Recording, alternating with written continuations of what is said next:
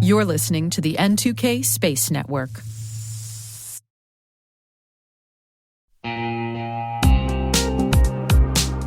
Cyber threats are evolving every second, and staying ahead is more than just a challenge, it's a necessity. That's why we're thrilled to partner with ThreatLocker, the cybersecurity solution trusted by businesses worldwide. ThreatLocker is a full suite of solutions designed to give you total control, stopping unauthorized applications, securing sensitive data, and ensuring your organization runs smoothly and securely. Visit threatlocker.com today to see how a default deny approach can keep your company safe and compliant.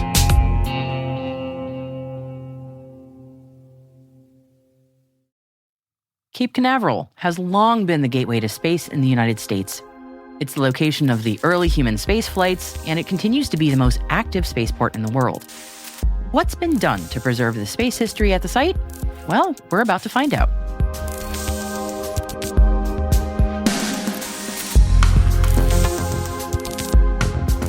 Welcome to T-Minus Deep Space from N2K Networks. I'm Maria Varmazes. James Draper is the director of the Cape Canaveral Space Force Museum. He walks us through how he became a space nerd when he joined the museum and learned about the incredible history on the Space Coast. My name is Jamie Draper, and I am honored to serve as the director of the Cape Canaveral Space Force Museum. It is a unique entity that's been around for a lot longer than people would think. And one of the big questions is, why is there a Space Force Museum when Space Force is only 5 years old? Right, yep. Well, our space military operations are over 75 years old. So just to give you a little background about myself, I'm a 25-plus year museum professional with a master's in historical administration. No aerospace background before I took this job about 5 years ago. Oh, so neat. Okay. I'm still a student, still a novice, still learning it all. Yeah. So it's super exciting. We're in this new space age, and I just can't get enough of it. But so I worked presidential museums with National Archives before I accepted this position. Oh. And fun thing about this is I accepted this position as a director of an Air Force Space Museum. And that was August of 2019, I believe. Oh, that timing's auspicious. There you go. Yes. Yeah. So a few months later, Space Force is created, and they said, you're reassigned to Space Force. Not even on my radar. Right. I'm like, what is going on? So I'm Space Force Museum Director now. And it's been a wild roller coaster ever since. Yeah. Really exciting. All kinds of big developments. Space is huge. Space is hot. And space is hard, which is something our CSO has pushed out several times. And the museum side of space is difficult as well because I'll go over some of the challenges as we talk. Sure. But, let me give you a little bit of a background on the museum itself. Oh, okay. I was going to ask you first, before you get into that, were you a space nerd before you took this job? Sorry, as a space nerd, I'm asking, like you are now, obviously, but were you before you took this job? Honestly, not really. Okay, I mean, cool. As a kid, I had the space shuttle toys. We watched some space shuttle missions. I remember in the 80s coming down to Florida from Michigan, where I was from, and watching a shuttle launch. Oh, you lucky duck. I'm sorry. I was like, fellow 80s cool. kid, like, I am so jelly. That was cool. I mean, I could picture it today, the big plume of smoke from those solid rocket So you've got boosters, some proper space credentials from childhood. I'm just saying, because I didn't do any of that. But it wasn't, my education, my training. It was all material culture, preservation, interpretation, museum development, all of this stuff.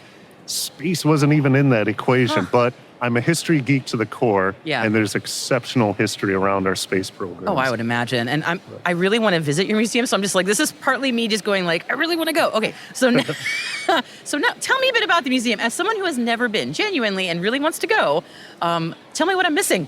All right, well, we opened in 1966. We've been around for a while. So it opened as the Air Force Space Museum, and it's evolved over time into the Air Force Space and Missile Museum. And then a few years ago, we upgraded the name or transitioned the name to keep up with the times and the installation to the Cape Canaveral Space Force Museum. But it's a very unique entity. It started at Launch Complex 26, which is where America entered the space age.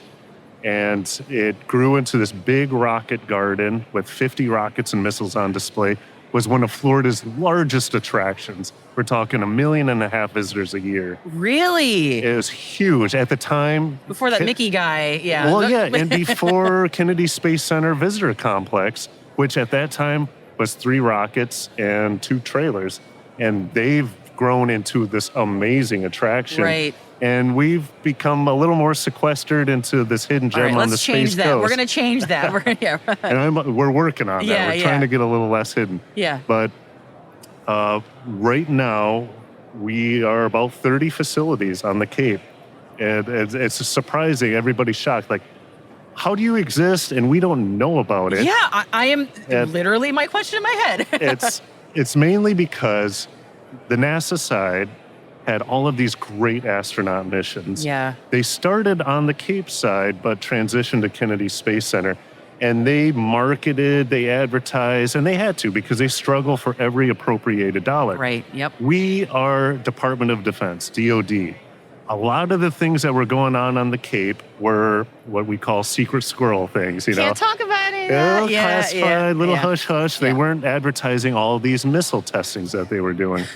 And it all started as a missile test facility and morphed into the world's premier gateway to space over time. Huh. So we've got all of these facilities on an active military spaceport. And it's maddening from a museum side because as a museum professional, my goal is to share this history with everyone and anyone, but we got these security perimeters. With one exception of a facility that we have outside the gates, and that's the Sands Space History Center. So that's the one people can go to 6 days a week, free admission, history on all 30 historic launch complexes.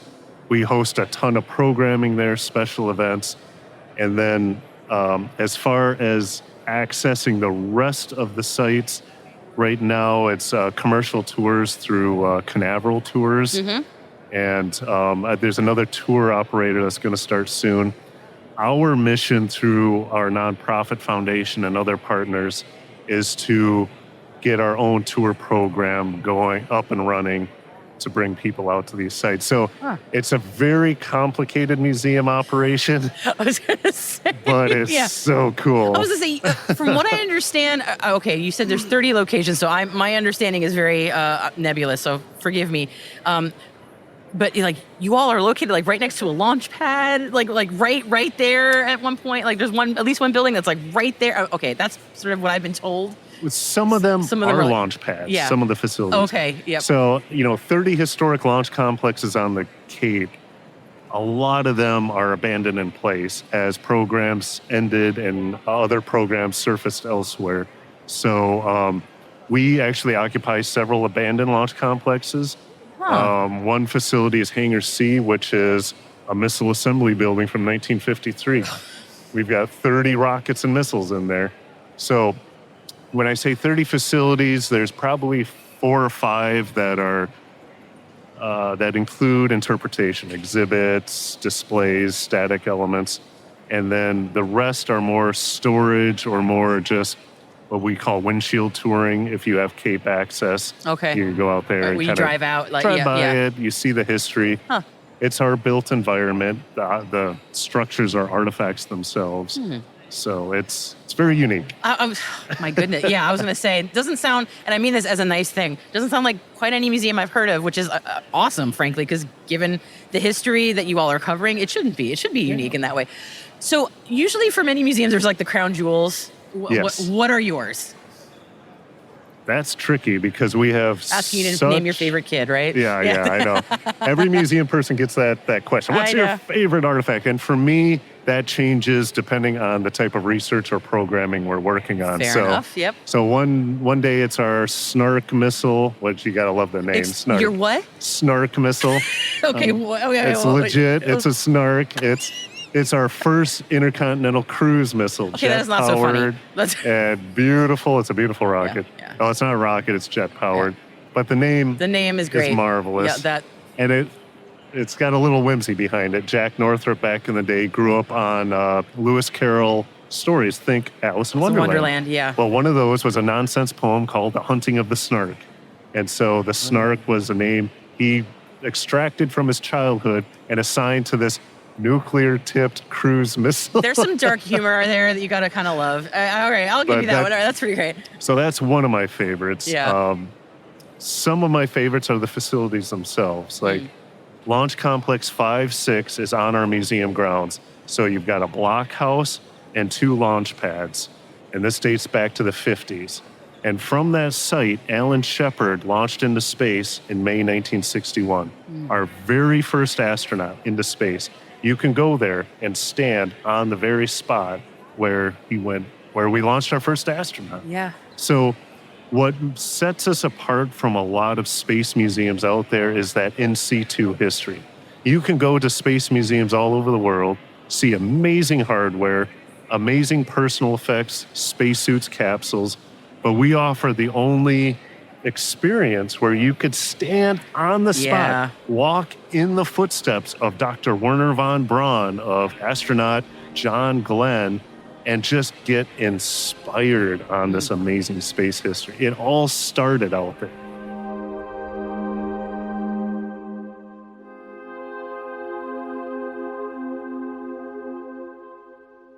We'll be right back. And now, a message from our sponsor, Zscaler, the leader in cloud security. Enterprises have spent billions of dollars on firewalls and VPNs, yet breaches continue to rise by an 18% year-over-year increase in ransomware attacks and a $75 million record payout in 2024. These traditional security tools expand your attack surface with public-facing IPs that are exploited by bad actors more easily than ever with AI tools. It's time to rethink your security. Zscaler Zero Trust plus AI stops attackers by hiding your attack surface, making apps and IPs invisible, eliminating lateral movement, connecting users only to specific apps, not the entire network, continuously verifying every request based on identity and context, simplifying security management with AI-powered automation, and detecting threats using AI to analyze over 500 billion daily transactions. Hackers can't attack what they can't see. Protect your organization with Zscaler Zero Trust and AI. Learn more at zscaler.com/security.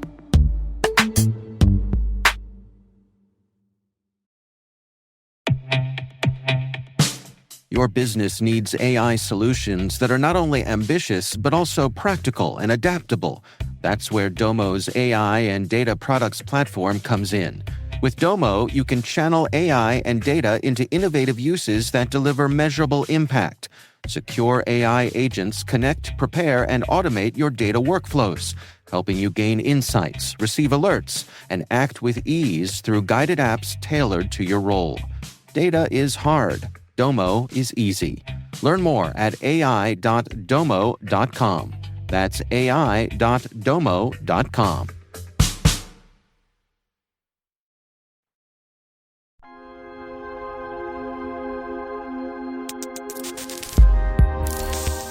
For someone who's not a space person and is going, well, we're going to be in Orlando, the area, why should they come visit your museum? Well, museums contend with this all the time because, working presidential history for the longest time, you would have that one family member. The reluctant one. Who was, you had the one that was a super fan of presidential history. Yeah. Dragging the rest of the family to the site. Like, let's go to the Gerald Ford Presidential Museum.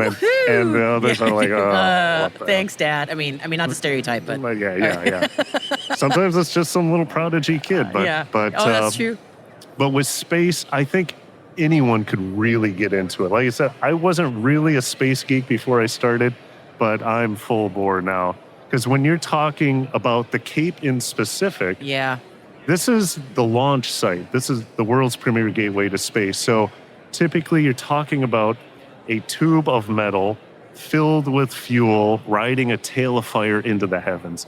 I mean, you gotta appreciate deal, right? the Yeah. sheer awesomeness of that, Yeah. even if you're not a fan. So when you come to like the Sand Space History Center, you see rocket engines, you see the capsules, the launch consoles.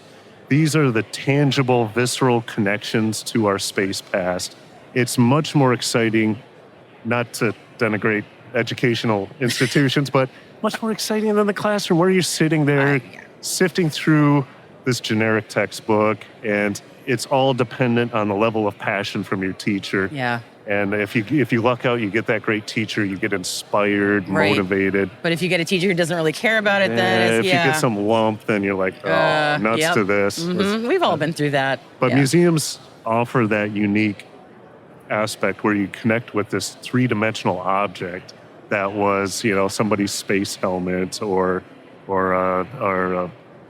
trying to think of the periscope from the dome-shaped houses that they watch the rocket on the pad through. I mean, there's so many cool pieces That's out really there. neat. So All right. you don't have to be a super fan. You'll get into it nonetheless. I was going to say, I'm about ready to leap out of my chair and go right now. Although you didn't have to convince me. I already wanted to go, but I'm like, now I really want to go. So yes, I will see you later. Nice. So I want to ask, you all got a big funding infusion from incoming NASA Administrator Jared Isaacman. Yes. Yeah. Tell me about that. That's pretty exciting. Sure. So our museum is technically a federal museum, a part of Space Launch Delta 45 and U.S. Space Force, a part of the Air Force Heritage program. Mm-hmm. So that's the federal side, and technically I'm a federal employee with all of that. But we have this private nonprofit foundation, and a lot of federal museums have this nonprofit side. And for us, it's the U.S. Space Force Historical Foundation. And they've been supporting us. They also went through a name change in recent years. Okay. Because they've been around since 1989. So they've actively fundraised to support our exhibit projects, artifact preservation programs. So they were the ones who connected with Jared Isaacman.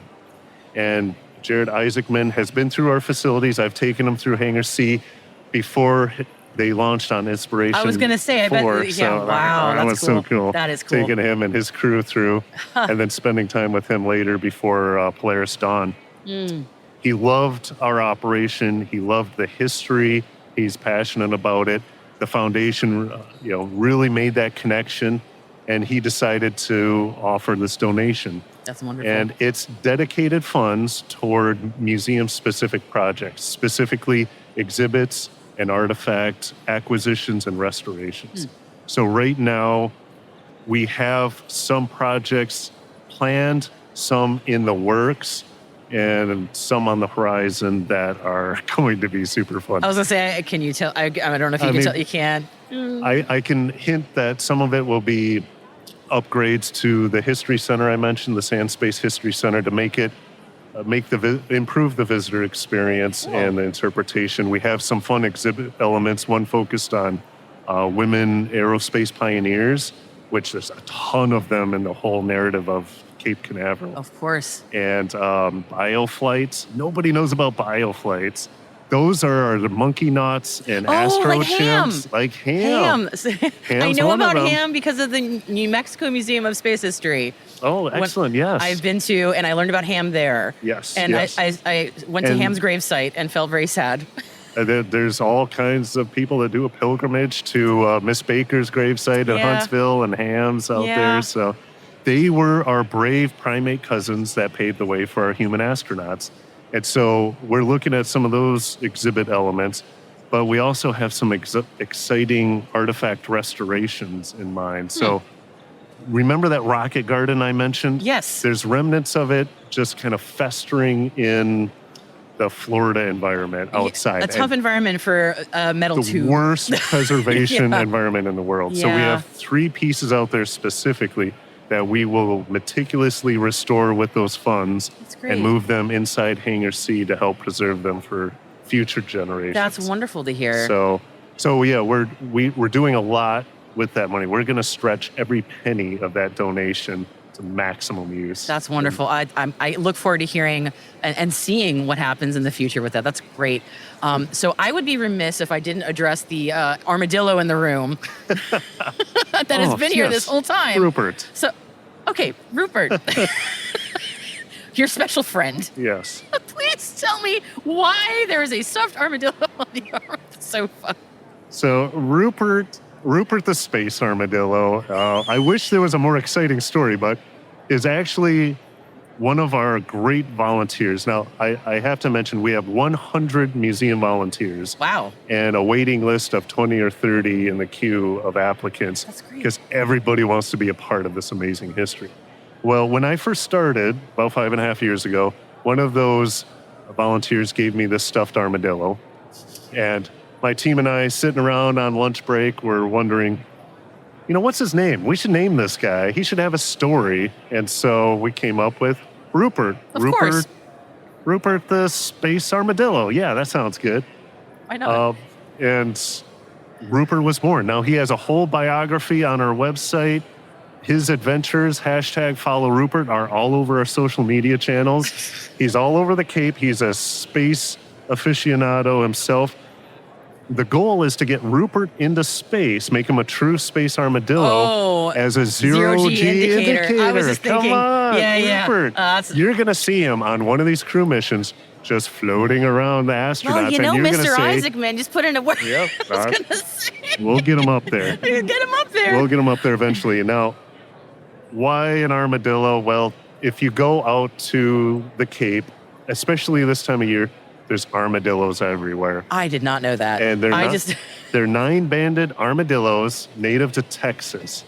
But I'll tell you the backstory. Back in the 20s or 30s, there was a small mom and pop traveling zoo in the Space Coast area. Of course. Before it was the Space Coast. Oh, okay. And, Great Depression hit. They went belly up. And they released certain animals just out in the wild, including some armadillos.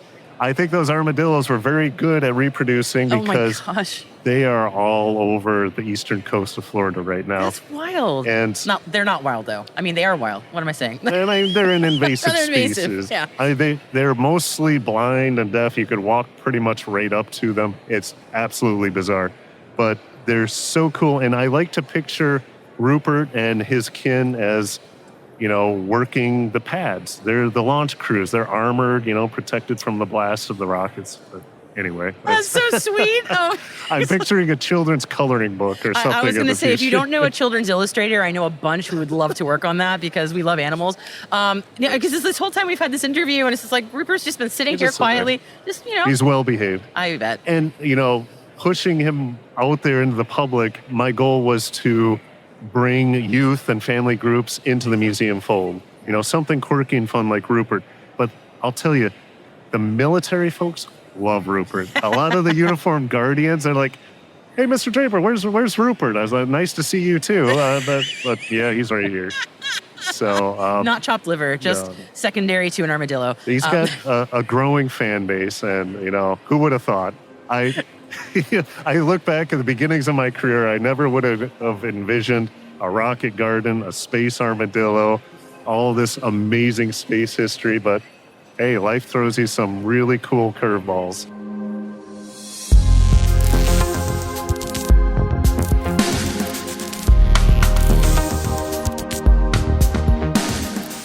That's it for T-Minus Deep Space, brought to you by N2K Cyberwire.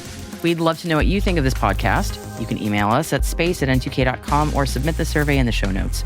Your feedback ensures we deliver the information that keeps you a step ahead in the rapidly changing space industry. N2K's senior producer is Alice Caruth. Our producer is Liz Stokes. We're mixed by Elliot Peltzman and Trey Hester, with original music by Elliot Peltzman. Our executive producer is Jennifer Iben. Peter Kilpie is our publisher. And I am your host, Maria Varmazes. Thanks for listening. We'll see you next time.